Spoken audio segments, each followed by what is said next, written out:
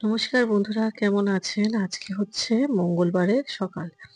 মঙ্গলবারের সকালবেলা ঘুম থেকে উঠেই মনে মনে একটা পণ করেছিলাম যে গাছগুলোকে একটু ঠিকঠাক করব। একটুখানি সার দেব, মানে জৈব সার আরকি। আর তার সঙ্গে মাটিগুলোকে একটু ঠিকঠাক করে দেবো। যেমন ভাবনা তেমন কাজ। এই সময় বাজছে একেবারে সকাল 10:30। সমস্ত নিচের কাজকর্ম মেটানো হয়ে গেছে। রান্নাবান্না শেষ, নিচে ঘর ঝাড় দেওয়া শেষ। আজকে আমাদের কাজের মাসি ওপরটা মুছেছে। সেজন্য নিচটা একটুখানি ঝাড়পোছ করে দিয়েছি। এইবারে সোজা চলে এসেছি ওপরে। এই গাছগুলোকে একটু সারের প্রয়োজন, মানে জৈব সার। সেটাকে একটুখানি দিয়ে ভালো মতন করে মাটিগুলোকে একটু নাড়াচাড়া করে দিচ্ছি। যেটা আমার হাতে এই মুহূর্তে আপনারা দেখছেন, এটা কিন্তু আমি ফ্লিপকার্ট থেকে অর্ডার করেছি এবং জিনিসটা যথেষ্ট ভালো এবং বেশ সুন্দরভাবে ইউজও করা যাচ্ছে। আসলে কি হয়, যখন নতুন কোনো গাছ বাড়িতে আনা হয়, তখন মাটি তোলার জন্য ঠিকঠাক কিছু জিনিস পাওয়া যায় না। তো সেইজন্য এটা অর্ডার করা আরকি। তো যাই হোক, এখন যে টবটার কাছে এসেছি তাতে পামেলা গাছের সঙ্গে, সঙ্গে একটা রয়েছে সাদা অপরাজিতা ফুল গাছ। এবার আমার কদিন ধরেই মনে হচ্ছিল যে অপরাজিতা ফুল গাছটাতেও একটু সারের প্রয়োজন। তো ব্যাস, যেমন ভাবনা তেমন কাজ। বেল ফুল গাছের টবটাতেও একটু জৈব সার, একটু খোল মিশিয়ে মাটিটা নাড়াচাড়া করে দিলাম। সেই সঙ্গে সঙ্গে যা যা গাছ আছে, অর্থাৎ জবা গাছ এবং সেই সঙ্গে টমেটো গাছ। এই টমেটো গাছটা যে দেখছেন না, এর কিন্তু একটা সুন্দর মজার গল্প আছে।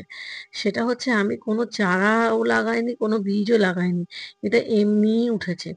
আসল কথা হলো, আমি যখন রান্না করি তখন না সমস্ত আ সবজির খোলা বলুন বা যা, যা অপ্রয়োজনীয় জিনিস, ওগুলো একটা পাত্রের মধ্যে জমা করি এবং সেই জমা পাত্র থেকেই নিয়ে, নিয়ে আমি প্রত্যেকটা টবে, টবে দিয়ে দিই।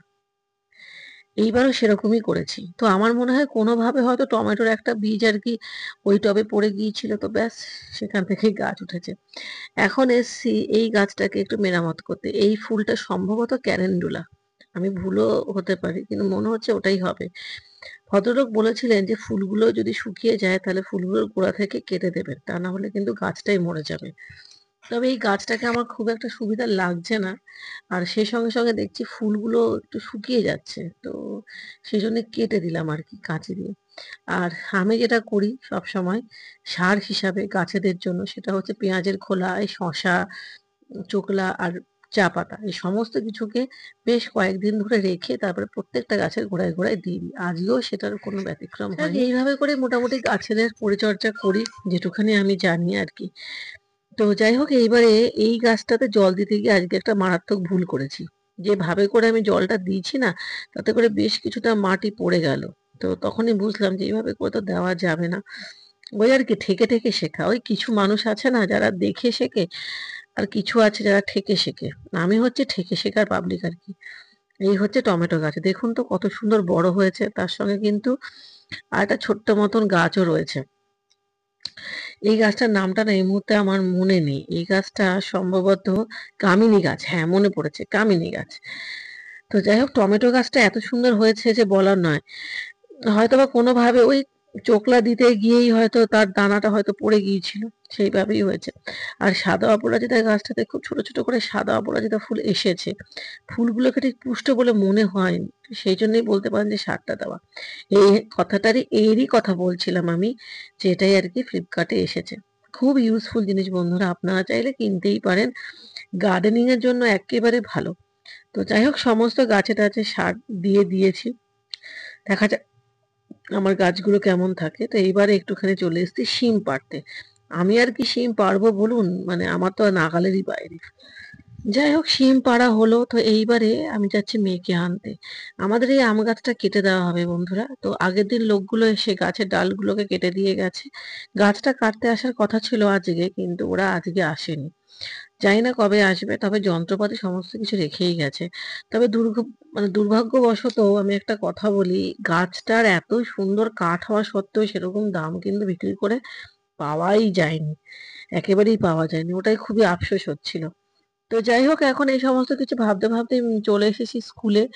আম স্কুলে এখনো ক্রিসমাসের যে স্টার গুলো আছে সেগুলো দেখছি লাগানোই রয়েছে। তো যাই হোক, আবার স্কুল শুরু হয়ে গেল। আবার লেখাপড়া, পরীক্ষা। এবার তো পরীক্ষা সামনে, একেবারে অ্যানুয়াল পরীক্ষায় 24শে ফেব্রুয়ারি থেকে শুরু হচ্ছে পরীক্ষা, আর শেষ হচ্ছে 5th মার্চ। সুতরাং একেবারে টানাপোড়েন অবস্থা, হাতে একদমই সময় নেই, আর প্রচুর বড় সিলেবাস। তো যাই হোক, এখন মেয়ে তো খাটবে, তার সঙ্গে মেয়ের বাবা মাও খাটবে, সবাই মিলে খাটাখাটনি করবো আর কি। তো এখন চলে এসেছি মেয়েকে নিয়ে পড়তে, অর্থাৎ ওর টিউশন ক্লাসে। কিরকম ঝড়ের মতন সময় চলে গেল দেখলেন তো, স্কুল থেকে এলাম, আবার একেবারে আপনাদেরকে নিয়ে এলাম মেয়ের টিউশন ক্লাস। যাই হোক, ছুটি হয়ে গেছে আমার মেয়ে, তো এখন মেয়েকে নিয়ে বাড়ি যাচ্ছি। তবে আজকে বাড়ি যাওয়ার পথে দেখলাম যে একটা শিব মন্দিরে বেশ অনেকজন মিলে শিব পুজো করছে। জানি না কোনো বিশেষ দিন আছে নাকি, হয়তো বা আছে। এবং সে সঙ্গে মনে পড়লো, আরে আমার তো চা ছাঁকনি নেই। তবে জানেন তো বন্ধুরা, একটা কথা আজকে আপনাদের সঙ্গে একটুখানি বলি। হয়তো খুব সামান্য ছোট্ট একটা জিনিসে আমি কিনেছি চা ছাঁকনি, চা ছাঁকবার জন্য, কিন্তু একটা জিনিস আজকে আমার উপলব্ধি হলো। সেটা হচ্ছে, সংসারের জন্য যখন নতুন ছোট ছোট জিনিসগুলো নিজে হাতে যখন কিনছি, একটা বেশ আনন্দ অনুভূত হচ্ছে। হয়তোবা সামান্যই একটা চা ছাঁকনি, হয়তো কিছুই নয়, কিন্তু আমার মধ্যে কিন্তু একটা অদ্ভুত আনন্দ অনুভূত হচ্ছে, যেন মনে হচ্ছে সেই বাচ্চা বয়সেই ফিরে গেছে। আর চা ছাঁকনিটা যখন কিনলাম, তখন মনে হলো যে কতক্ষণে বাড়ি যাব আর নতুন চা ছাঁকনিতে চা ছেঁকে খাবো। যাই হোক, ওই আর কি। আমি সবসময় তো একটা কথাই বলি ব্লগে, আমাদের মধ্যে কোথাও একটা ছোট্ট বাচ্চা রয়েছে।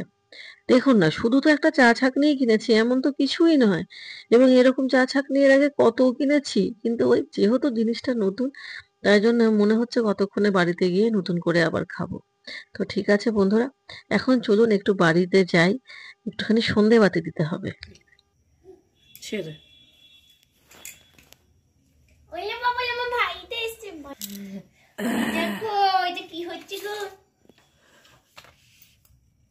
এখন ভাবছি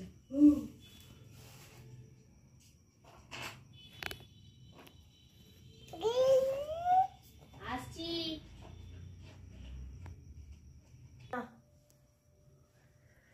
না ভাই, কাছাকাছি যেতে নেই, আগুন।